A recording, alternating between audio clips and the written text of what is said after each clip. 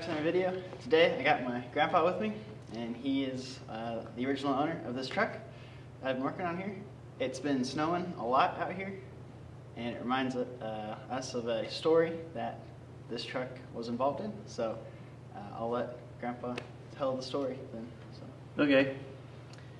This happened in 1978. This is a 76, which we bought new, four-wheel drive, and at that time there weren't very many four-wheel drive trucks around. Anyway, we had a couple of years, and my grandmother, my mom's mother, lived on a farm 15 miles from here.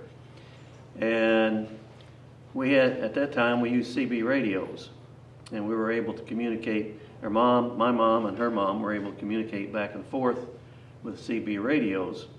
Every morning and evening they'd get on there and check, make sure everything's okay and whatever. So one morning we got a call, and it was 1978, and we had a blizzard we've never had anything like it since. I forget how many feet of snow we had, and we had snow drifts that were 4, 5, 6 feet deep, roads closed, just almost impossible to get around. Well, it so happened that my grandmother had gone out the door doing something she shouldn't have been doing, but went out, slipped and fell, and ended up breaking her hip. But she was able to crawl back into the house and crawl all the way over to the CB radio, and she was able to call my mother and tell her what had happened. So consequently, we called at that time it wasn't 911, I think you just called the ambulance or something. Anyway, it's been too long to remember. But to call the ambulance, come out and pick her up and take her to the hospital. And we went down. We were able to get down there with our four-wheel drive pickup. But the ambulance still hadn't got there yet, and ended up, I think they called us and said, we can't get there. So then we said, well, what if we meet you and we can hook onto you and pull you in there?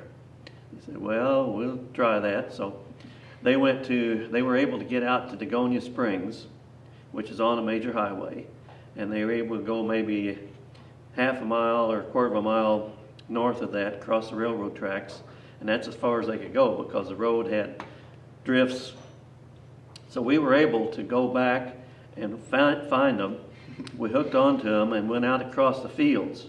We didn't come through the roads, we went across the fields and pulled them all the way, which is about 3 miles, wow, through the country, through the fields, and got to my grandmother's house.